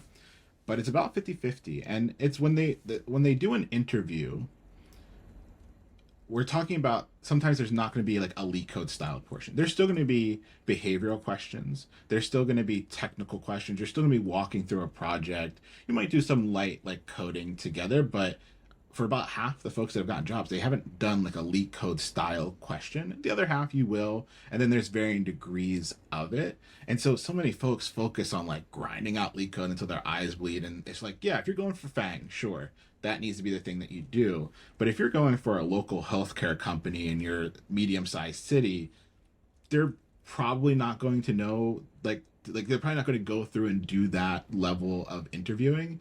And so one of the things we always say is like, don't go into your interviews like an accident. Always ask what you're about to walk into. They'll tell you. Like almost every single time, if you just say like, hey, like I'm putting a lot of time and energy into this application, I would really appreciate just being fully prepared. What am I about to walk into in this interview? And they'll tell you, oh, you're just going to meet with so-and-so and talk through a project. Great. Now you know how to prep for that interview. Don't ever go into an interview if you don't know what you're about to walk into. It's about half of our jobs have been not really needing some of those more aggressive skills, but it's a huge smell test. It's a sniff test. We like to say every single person that starts off at 100 devs smells. There's something about you that's going to stop you from getting the job, and it's your job to like figure out what it is, get rid of the smell, and make sure you come across as a cool, confident professional that's done this, been there, and is ready to get to work. And if you can do that, you're going to be really successful getting jobs. And even folks that want to go the other more traditional interviews with like the leak codes and things like that, you're still passing a sniff test. I have seen folks that I consider just amazing, even done like competitive programming, that do well in interviews and don't get the job, and they wonder why. And then you look at their resume and you look at how they present themselves and their narrative. All that stuff matters. It really matters. You need to invest time in opening that side, those doors as well. Yeah, absolutely. And I just want to emphasize, like, if you can figure out what that smell is, maybe it's that I don't have a degree and like I'm getting filtered out of ATS, or people are just not looking at me as a serious like a serious candidate just based on that virtue. You can absolutely correct for that. And I have lots of friends, like like lots of people on the FreeCodeCamp team dropped out of college or never even went to college, right? And it's just one of those things where you have to figure out like and empathize with like the HR person, whoever you're talking to, and figure out what it is they're sniffing for, because usually they're just trying to figure out a way to quickly weed people out, Yeah. so to speak. So they don't have to really interview funny, as many like, people, right? Once you know, like, I don't know, one of the things we try really hard at 100 devs is to like make sure you know all the like hacks and the secrets and like what's really happening. And so recruiters are using some sort of, like we said, ATS, some sort of filter. You know what to add to your resume to get past those filters. We use things like CV Compiler, which is like a website that'll tell you like what you're missing. We have like our own resume template that's like battle tested. We follow like the true F-shaped pattern. Like if you watch recruiters with eye tracking. There's a video that's going really popular that's done it again, where you like watch the way they look. They read left to right, like most folks that read English. They're looking for those specific keywords at the front load of the F-shaped pattern, right? So if you know these things, you can get past these like screen segments. And the other thing is people really need to work on how they talk about themselves. People go into the hunt too humble. This is like your one chance in life to talk your talk. Be proud of your previous experience. I don't care what you've done. Having that previous experience makes you a badass and brings different skills to the table than someone that did a 4-year CS, has only ever worked in computer science. Like you're different, and that difference can be a value add to a lot of companies. And so knowing how to craft that into a narrative, like a logical reason from what you were doing to why you're the best software engineer they have in their candidate pool, and being able to talk about yourself highly is super important. So if you're listening, what is your narrative? What is your story? Why are you the coolest thing since sliced bread walking into that interview? And so that's what we do a lot during like our huddles, and at 100 Devs, we have whole nights where we just craft stories. We'll have dozens of people come up, they give us their life history, and we craft the narrative live, and then you just see an instant difference in how they're going through applications. Yeah. And so first of all, I would love if you can share the links to those the CV I'll pull up CV compiler, sure. like if you have a resume template. And like we've talked a lot about 100 Devs, and I feel like we could talk a whole lot more. First of all, I want to make sure you still have a few minutes to I'm finish. good to go for as long as you'll have me. Awesome. Well, that's great news. The main limiter is going to be the fact that I've drinking like literally like 2 liters of tea while I was standing here talking with you, so I may have to go to the bathroom at some point. But what I really want is just to tease out as many like high level insights that we can get into this podcast. Like I just want to end on as many pieces of actionable advice as you can share, as somebody who has become a developer, who's worked as a software engineer, who's even like built a successful project, or I guess 3 or 2 projects, and then you're very actively high up in Resilient Coders too, which sounds like a really and I want to tease as many of those out of you as I can.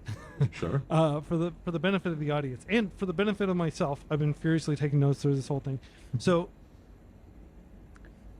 some questions I have are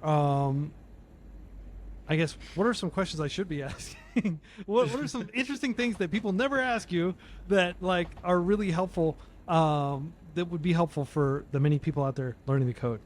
Well, okay. What is a big mistake? We can think about that. Maybe you can think of some other things. But what is a big mistake that you see developers make, other than over optimizing on their skills, for example, and not enough on their network or their reputation, or figuring out how to empathize with recruiters, and I don't mean like be buddies with them, but like you always want to understand other people's perspectives. There's no disadvantage to having more perspectives kind of compacted in your head, being able to build with more verisimilitude models of other people and how they're approaching the world and what they're looking for, how you can find the job that needs to be done and you can do it for that person, right? Yeah. I guess I'll gear it towards folks that are like learning how to code and trying to get a job. I think the biggest mistake, outside of the things like not investing early in networking and over investing in things that aren't going to really move the needle in terms of you getting a job, is there's 2 things that I think lead to most folks not being successful. And the number one thing is going into your days like an accident. If you're going into your days like an accident, and you don't have a game plan for your day, your week, your month, and you're trying to commit to a process that's going to take years, you're not going to be successful. And I've worked with folks from all different walks of life, the folks that make a plan for what they want. Like, what do you want for yourself? What do you want for your family? What do you want for your loved ones? Like, what do you want? And then what are the steps you're going to take to get there? That plan helps you get through the trough of sorrow. It helps you get through the days where you don't have motivation, when the discipline is fleeting. How do you stay true to like what you want? And you should have it written down. You should have it on your wall. You should There's a reason why I have your photo as like the background of my wallpaper every once in a while. Is because I need to know what I'm shooting for, and like what do I want? Like, what do I want for myself? What do I want for my community? And like having that why go, everyone that's trying to learn code needs to go on some long walks with no podcast, no music, no anything, and just ask yourself, what do I want? Like, what's my future? Like, what do I want for myself? Because until you have that, it's really hard to push through. And so I have a lot of people that come and they say they want it, but they only kind of want it, right? Yeah. There's like a very famous Dr. Eric Thomas speech, like they just kind of want it.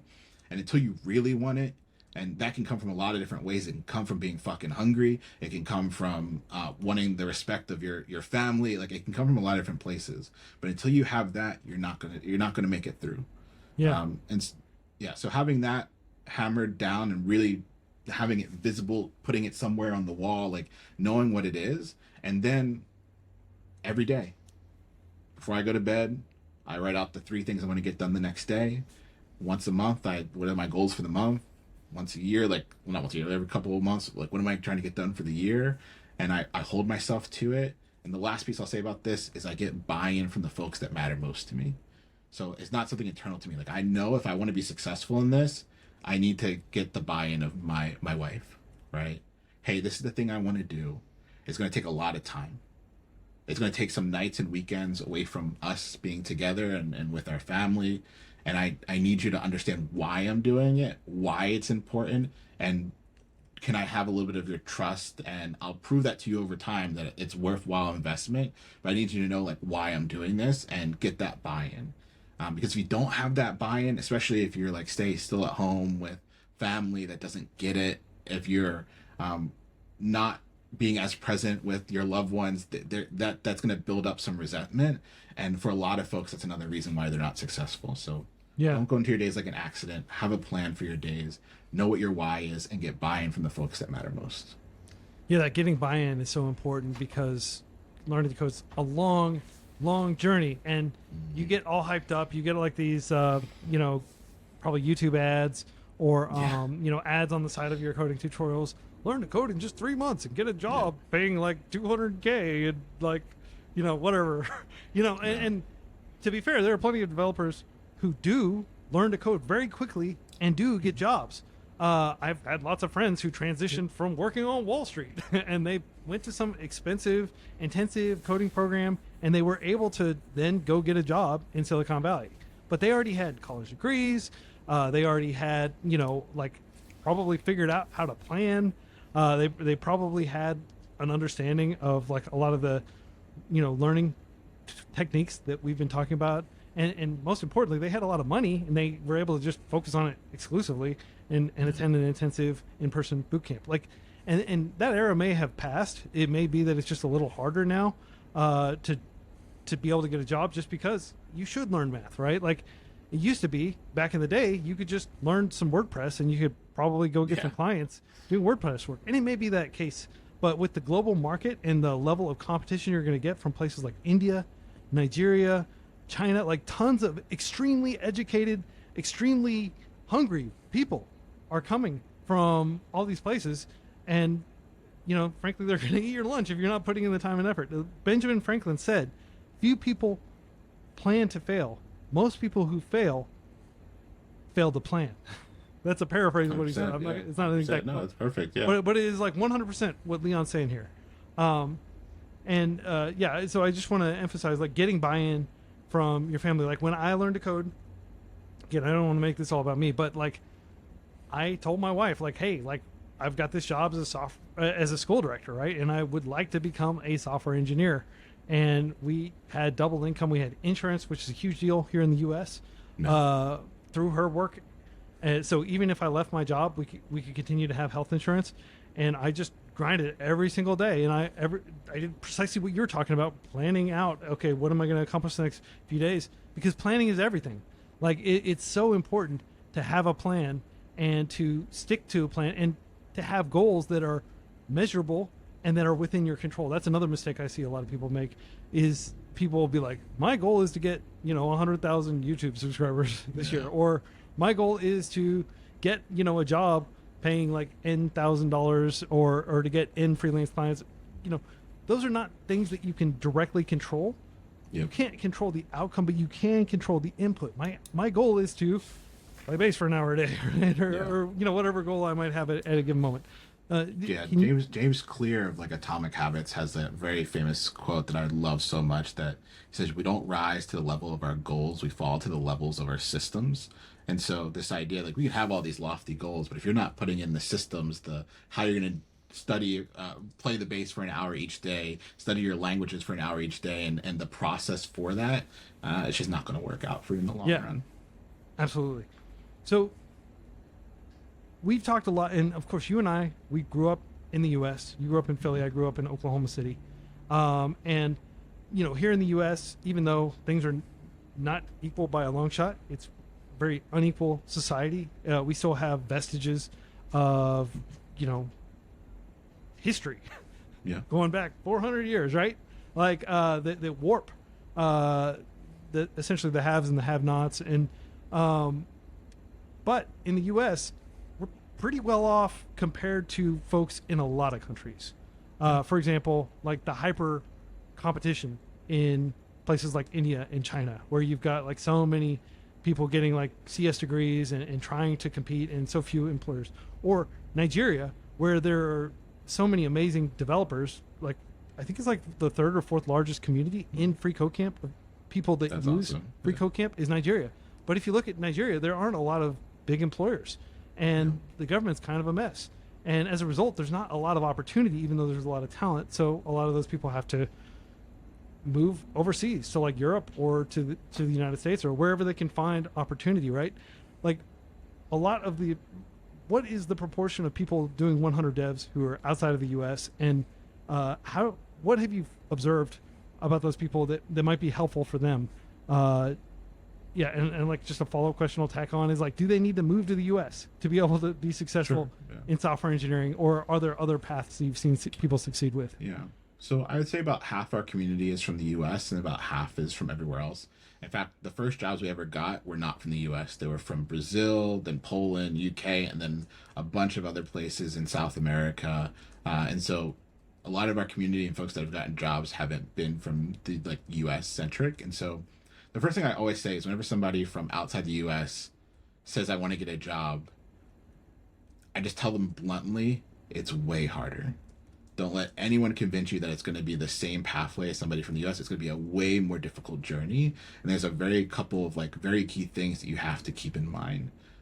One, the visa sponsorship issue in the United States is wild. It goes to a lottery most years, right? And so banking on that as like a pathway into an engineering career, if you're from a area that doesn't have like that strong of a local tech economy, is very hard. The competition for companies that hire remotely is brutal, and it's even more brutal when you look at the companies that hire globally. So a lot of people think, oh, I'll get a remote tech job. No, even though they're remote, they only hire folks from the US or from a very specific select countries. So finding a group of folks that hire globally, remotely, that's a very narrow pool. So the first thing I would recommend that you do is build a hit list of those companies. There are lists you can find online. There are a couple hundred of those companies. You need to be best friends with everybody that works at that company. And you mentioned building your reputation. This is something I really recommend folks that are coming from a location that doesn't have a traditional tech economy, is your reputation matters a lot. We talk about building authority a lot in 100 Dev. So picking a niche or a topic that you know very, very well, generating content around it. So when somebody thinks about, I don't know, authentication, they think about you and the blog post that you've written and the depth of knowledge that you can bring. That way, when you're applying to these global remote companies, you have something that nobody else really has, this like intangible thing that helps set you apart. And so the first thing I say, it's harder. Building authority or reputation is super important, and not going into your job search like an accident. It's not going to happen if you don't have a very strong game plan and you're building the references and helping pass that sniff test that these companies are putting out there. If you do those things, you'll be successful. We've helped hundreds of people in that situation get a job. It's just a way more difficult pathway. Yeah. And just on that note of like building authority, like what are some of the most, I guess, immediate things someone can do? Let's say you already have the skills. Let's say you've been coding for a long time and you just want to be able to get a job, preferably at like a multinational company, many of which are of course US based. And you would love over the next 5 or 10 years to eventually get a visa and come to the U.S. where salaries are like double what they are in Europe, and where we have a high degree of freedom that people in other countries don't necessarily enjoy. I mean, it is a good place to live. Like, I like living in the U.S., right? I guess it's easy for me to say that as like a middle class guy who speaks English natively and has U.S. citizenship and doesn't have to deal with like my H-1B, being shifted around and like getting companies to sponsor me and all that stuff. But like I can definitely understand the appeal. I can understand why so many people are trying, to immigrate to the U.S. every day. But like, what would be some practical ways that they can establish authority, as you said? Yeah. So I think when you are trying to stand out amongst lots of other talented individuals, it doesn't have to be anything wild. I really do think building a list of companies that are on your targeted range, and the H-1B process is I've helped sponsor a lot of H-1Bs. Oh, okay, cool. We could talk about like that's a whole other beast in and of itself. That's like you have to be of an exceptional talent. You have to do these things to help you stand out. Like that's a whole other thing. If you're talking about like global remote company, like what can you do right now? I'm thinking about somebody like right now that wants to get a job. My process probably wouldn't be the H-1B coming to the US right away. It'd be these like global remote companies and then maybe expanding to companies that could sponsor. But a lot of times you're going to need more credentials. You're going to need like degrees might actually become a thing if you're trying to go that sponsorship route.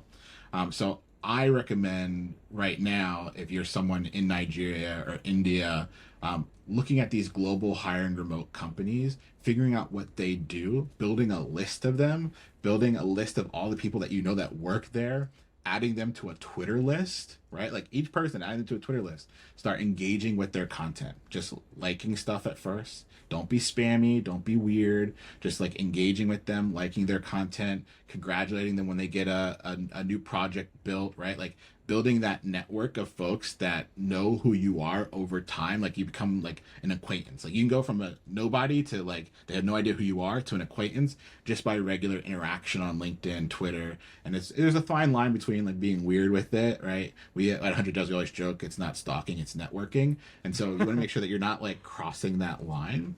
And then starting to realize what these companies have trouble with, right? Like you're engaging with these content, you're seeing the things that they're doing. Are they having trouble implementing, I don't know, AI or LLMs? Great. That's the content you need to start generating. Build your authority about how do they integrate these tools into their daily process. You should have a blog. You should have a YouTube. You should have something where you're putting content out there. You're getting feedback from them and from community of some sort to where you're building up that, hey, I'm not just somebody that says I do this. You can look at my content. You can look at the things I'm doing. You can look at the things that I say I've done and be able to see that very clearly. And also by doing that, you're practicing how you talk about these things. You're practicing, if English is your second language, you're getting more comfortable with these things that when it comes time to pass the sniff test, you are, because these people you've been engaging with for a year plus, they've seen your content, they know who you are, they know what you're capable of. That makes getting into these orgs a little bit easier. Absolutely. 100% agreed. Based on my limited knowledge, I think it sounds like you have a lot more knowledge about that. So what I would like to ask then is like, let's flip this around. Employers who want to bring in more folks, and this we can definitely start by talking about folks from overseas. If you want talent, if you want to be able to tap that talent, and you don't want to like go to some consultancy or something in some other country and say, give me like 20 devs, right? Go to Infosys or whatever. Like you want to literally get the best talent from India or from Nigeria just by picking developer by developer yourself. You're trying to build out your company, or you're a hiring manager and you're just trying to build a team. Like what strategies, what advice would you give to those people so that they can actually find talented people, and what should they be looking for? Yeah, I think partnerships are really great. So we work with a lot of hiring partners at Resilient Coders. We've sent dozens of folks to Amazon through Resilient Coders. We have these very strong partnerships with a lot of orgs that need a good solid pipeline of talent. And so partnering with communities is a really good way to do that. If you came to RC, Resilient Coders, or you came to 100 devs and you said, give me the best of the best, I would talk to you. I'd make sure that your job is doing all the things that it needs to be done to be done equitably. And if I felt that that was the case, I would give you all the folks. You would have a pipeline that was full for days of highly qualified, incredibly talented talent, from wherever you needed them to be from, or anywhere you'd want to support as well. Like we can make that happen. And so I think for folks that are looking for a good pipeline, just working with communities. So I would of course say working with myself, you. I always think of Paris Black Tech Pipeline does this work really well, where they're able to get you a very strong source of talent, from anywhere from entry level to super senior. And so figuring out these different orgs that have a surplus of talented engineering talent, could be a great way to build those funnels for you. Yeah, absolutely. And then for organizations that just want to be more representative of the folks in their community, let's say like it's not necessarily remote, but here in the U.S., Los Angeles, for example, like there's a tech startup and they're looking for engineers. What, I guess, general tips would you give to employers so that they can be inclusive and they can make sure that they're bringing on talent that actually represents the local population instead of just bringing in a bunch of Stanford grads or something like that, right? Yeah, I think it takes champions within a company that actually care about these things. Of course, you can read like the McKinsey reports, a more diverse workforce equals better outcomes, right? So a lot of companies know these things to be true, but it takes someone on the inside that cares about building an equitable workforce for this to actually happen, especially when things like DEI and these initiatives are being contested in the courts. A lot of companies are becoming a little bit more shy around being 10 toes down, right? And so I think if this is the case, it really doesn't come from top down. It comes from individuals looking around and saying, you know what? I live in a community that is 25% black and brown, but only 1% of our workforce is of color. There's something fundamentally wrong here. When we looked in Boston, where I spent most of my career, we had the second largest tech economy, but double-digit unemployment rates in our communities of color. There's a fundamental mismatch. And so we had a group of individuals that realized that this is just woefully inequitable, and they would go to town, they would go to fight the fight every single day to bring one person along, then to bring two along. And the thing is, it can compound. Once you have folks in these positions of power, you can turn around and help lift up more along with you. So I don't think it needs to be like a company-wide thing. I think anyone that's listening to this call has this ability to fight for what they know is right, to turn around and say, you know what, I want to make an equitable pathway in my company, and I want to work really, really hard for the next open role for it to be someone that deserves to be here, but might not have the opportunity. Yeah.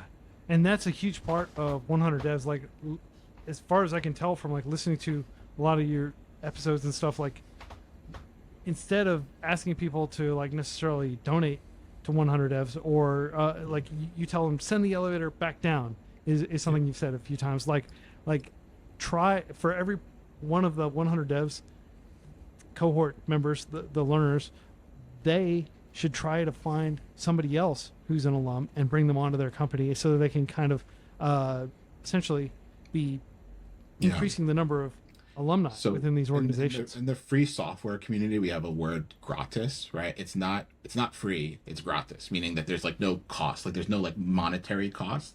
And so 100 Devs is gratis. I mean, there's no like no money should ever come out of your pocket. I never want to see a dollar come out of your pocket for anything. There's no way that you can give us that dollar. We don't want it, but it's not free. And the reason why it's not free is because we expect that when you get the job, that you turn around and help three more get into the same position that you have, whether it's helping answer questions, whether it is literally helping people apply and get into the pipeline for your company. The expectation is that this community has invested thousands of hours into your success. And the thing that we ask is that you turn around and give a little bit of that time back. And that's the reason why 100 Devs has been so successful, is that we have folks that have made it to the upper echelon, that are now senior developers at the best tech companies in the world, that are still giving up their time every single day on our Discord, in our huddles, to make sure that the next folks are successful. That is a beautiful note to end on. Just the virtue of this organization that you've birthed into the world. But let's not end quite yet because I want to ask, what are the future initiatives? What Yeah. does what does 2024, the rest of 2024, maybe even 2025, 2026, FreeCodeCamp, Yeah. we think literally a decade out, like we're working on this Yeah. computer science degree program that will take another 6 years to complete all the coursework for, plus another 5 years to gather the longitudinal data, plus probably another 5 years to have the data, approved by accreditors so we can get the degree program accredited. Free computer science bachelor's degree, free Which I was mathematics super associate geeked degree. on. I was tweeting up a store. I was telling everybody and their Yeah. mama. I was running and showing my wife, like, look, this is the future. Like, this is the thing that we need the most in the world right now. And so Yeah. I'm super happy that that's like on your vision. Education wants to be free. Yeah, exactly. Like, this is it, right? Like, doing the work, like, and like we said earlier, I think Free Code Camp is amazing at identifying the real gaps, like the things that people really need to be successful, and filling them, and having a community that's willing to step up and do that work to fill those gaps. It's something it's the reason why it's the best donation I make every single week. It's the reason why I always send folks to Free Code Camp, because I know that they're in safe hands to like get the things they need done. Yeah. Free isn't free for everyone, right? In terms of time and commitment, a lot of folks that would be extremely successful at 100 devs, right? Like the cliche line is that like skill and talent is distributed, opportunity is not, right? And so we have a lot of folks that are extremely talented that could be phenomenal software engineers, but don't have the opportunity or the privilege of time. They need to take that time they would be spending learning, driving for Uber, doing DoorDash. They need to take that time to put food on the table for their family. And when we polled our collective, we saw that folks really only needed around $200 a week to like make this a viable pathway. So our huge big goal is to build out an agency model where real companies come, they have work that they need for us to accomplish. We have super seasoned professional engineers that lead those projects. And then we break those projects down into individual issues or tasks so that as you're learning, you're also maybe picking up some of these tasks in a real code base, like your skills become intensely practical. And by the time you graduate or leave 100 devs, you've built real projects for real companies with production level code, and all the money that comes into the agency goes directly into those issues so that you're also getting a little bit of money coming in as you're working through it.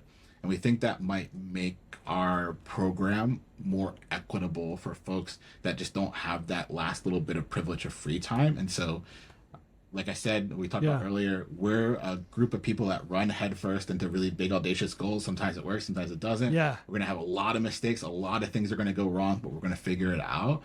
And our goal is that when we launch our next cohort, we also have this agency model in place as well, so that you're not only learning, but getting this practical paid experience as well. Yeah, that's so cool. I mean, that's like, we're all about taking away excuses from people. Yeah. Like, and it's in like, to be fair, like a lot of excuses, like if you have young kids or if you're taking care of your folks, if you're working like 3 jobs to be able to pay exorbitant rent in your city, like those are very reasonable reasons for not being able to spend a lot of time coding. But if there are things you can do to remove some of those barriers, to make it easier for people to commit to an already arduous process of learning to code, right? And anybody who says learning to code is easy is trying to tell you something. Like, it is hard as heck. It's getting easier every year. We're not dealing with punch cards. We're getting higher levels of abstraction. It is becoming easier, but it's not Star Trek easy where you just talk to the computer, right? Eventually it will be, but maybe in the 24th century. The more immediate problem, helping people free up their time so they can actually learn. I just want to commend you on this program. Like, I love the idea of getting people out there doing real world work, getting compensation through some sort of program where they can just, even $200 a week, it sounds like it's going to be a huge lifeline for a lot of these folks and free up a lot of time and energy. This is extremely exciting, and I would be very excited to have you back on in the future to catch up and like see what you learned from running this new experiment that you're running, this bold endeavor. I'll let you know how it goes. Awesome, man. Well, it's been such a joy learning so much from you, not just from this conversation, but just following you on Twitter. I'm going to add links to a lot of stuff that we've talked about in here. I'm going to, of course, link to 100 Devs. And I just encourage people to learn more about the work of Leon, learn more about 100 Devs, Resilient Coders, these organizations that, like Resilient Coders is a charity like freeCodeCamp, 501c3. And, like there are lots of charities out there that are doing important work. I'm going to try to encourage people to do what we've done, the two of us. And yes, you can create a startup and make a lot of money and, life-changing money, especially if you've got family that are back in a home country that needs support, right? Or if you have any number of different, I will never give people a hard time about just wanting to make a whole lot of money. But For sure. Yeah. if you have the means, if you are somebody who's mid-career and wants to do something in the charity space, I hope that the accomplishments of Leon and modestly freeCodeCamp and the project Not so modestly. There's no modesty that needs to be had there. Yeah. I hope some of this will inspire you to also consider, doing work in the public space, right, as a tax-exempt public charity. And again, I just want to commend the work you're doing, Leon, and I hope everybody has learned a great deal. I appreciate it. Thank you so much. Like I said, this is a dream come true. You've inspired me so much throughout my entire journey into this, and I know you do the same for so many other folks each and every single day. So thank you for the work that you do and our communities, right, that help push this stuff through. Yeah, and to everybody in the 100 Devs community that's watching this, hang in there. Keep it up, man. There we go. And woman, you all are doing a long, grueling process, but you're helping one another. And you're making friends along the way. So with that, I just want to thank everybody for tuning in. Until next week, happy coding. Peace.